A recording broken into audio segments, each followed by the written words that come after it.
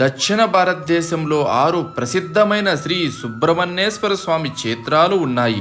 అందులో తిరుత్తని ఒకటి. అత్యంత మహిమాన్వితమైన ఈ తిరుత్తని క్షేత్ర ప్రాశస్త్యం ఏమిటంటే, ఈ క్షేత్రాన్ని ఒక్కసారి దర్శిస్తే ఎలాంటి ఫలితం ఉంటుంది, తదితర విషయాల గురించి తెలుసుకోవాలంటే ఈ వీడియో చివరి వరకు చూడండి. తిరుత్తనిలోని శ్రీ సుబ్రహ్మణ్యేశ్వర స్వామి వారి ఆలయం ఎంతో ప్రాచీనమైంది. దాదాపు 1600 సంవత్సరాల పూర్వమే పల్లవ చోళరాజులు ఈ క్షేత్రాన్ని దర్శించినట్లు, స్వామివారిని సేవించినట్లు అక్కడ దొరికిన శాసనాల ద్వారా తెలుస్తుంది. తిరుత్తని దివ్యక్షేత్రంలో శ్రీ సుబ్రహ్మణ్యేశ్వర స్వామి వల్లీ దేవసేన సమేతంగా కొలువై ఉంటారు. సుబ్రహ్మణ్యేశ్వర స్వామి ఇక్కడ మురుగ పెరుమాళ్లుగా పూజలు అందుకుంటున్నారు. తిరుత్తని పుణ్యక్షేత్రానికి ఉత్తరాన గల పర్వతం కొంచెం తెల్లగా ఉండటం వలన దీనిని బియ్యపు కొండ అని, దక్షిణ వైపు గల కొండ కొంచెం నల్లగా ఉండటం వల్ల దానిని గానుగ పిండి కొండ అని కూడా పిలుస్తారు. తిరుత్తని క్షేత్రం స్థల పురాణం ప్రకారం శ్రీ సుబ్రహ్మణ్యేశ్వర స్వామి దేవతలు మునులను బాధిస్తున్న సూర పద్మునితో యుద్ధం చేశాడంట.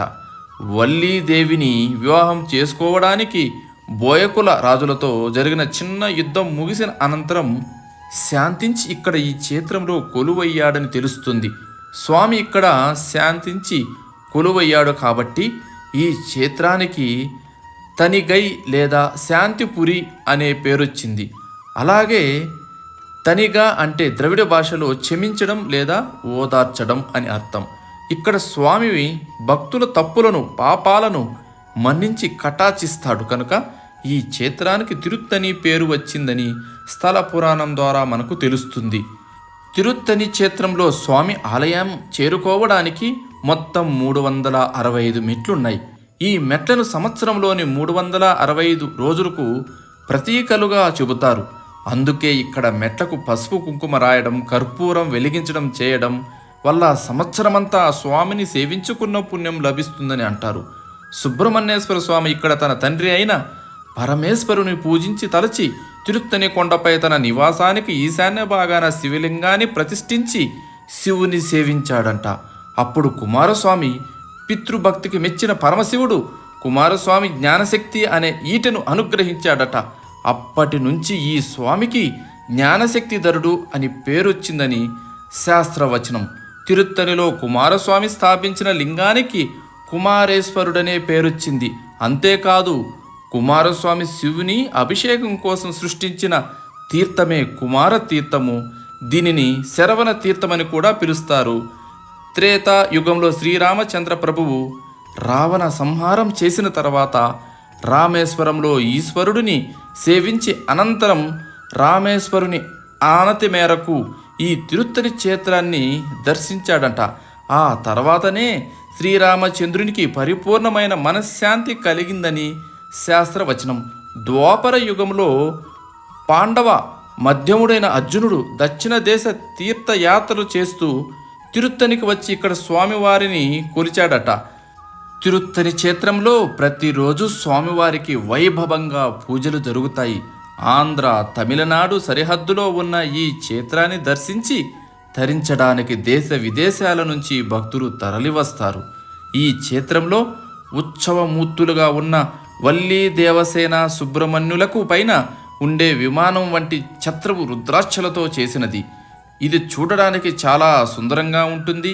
అంతేకాదు, ఈ క్షేత్రంలో సుబ్రహ్మణ్యుడు ఒక ఆకుపచ్చని రంగులో ఉండే షట్కోణ పతకం ధరించి భక్తులను అలరిస్తూ ఉంటారు.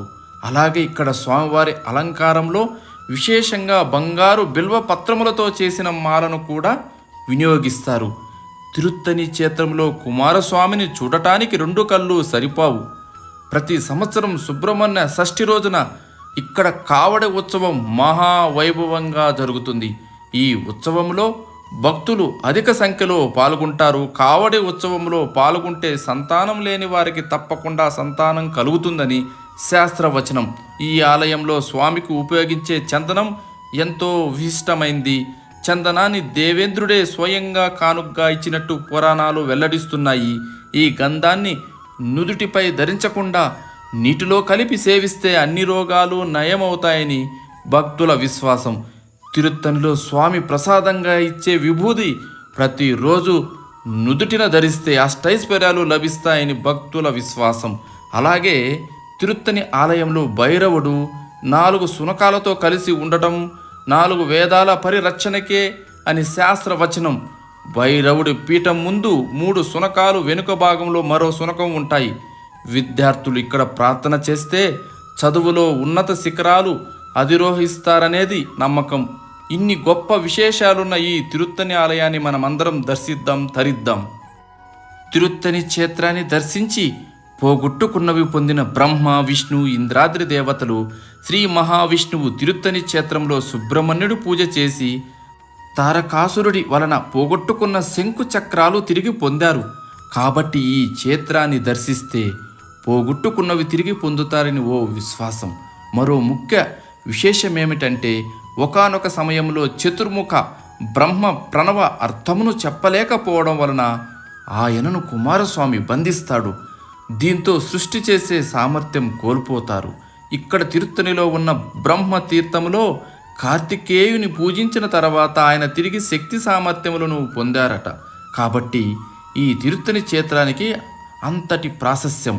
అలాగే స్వర్గ లోకాధిపతి అయిన దేవేంద్రుడు ఈ క్షేత్రంలోనే ఇంద్రతీర్థములో కరుణ్ కువలై అనే అరుదైన పూల మొక్కను నాటి ప్రతిరోజు ఆ మొక్క ఇచ్చే 3 పుష్పములతో సుబ్రహ్మణ్యుని పూజించిన తరువాతనే తారకాసురాది రాక్షసుల ద్వారా పోగొట్టుకున్న సంగనీతి, పద్మనీతి, చింతామణి మొదలైన దేవలోక ఐశ్వర్యములను తిరిగి పొందాడని ప్రతీతి.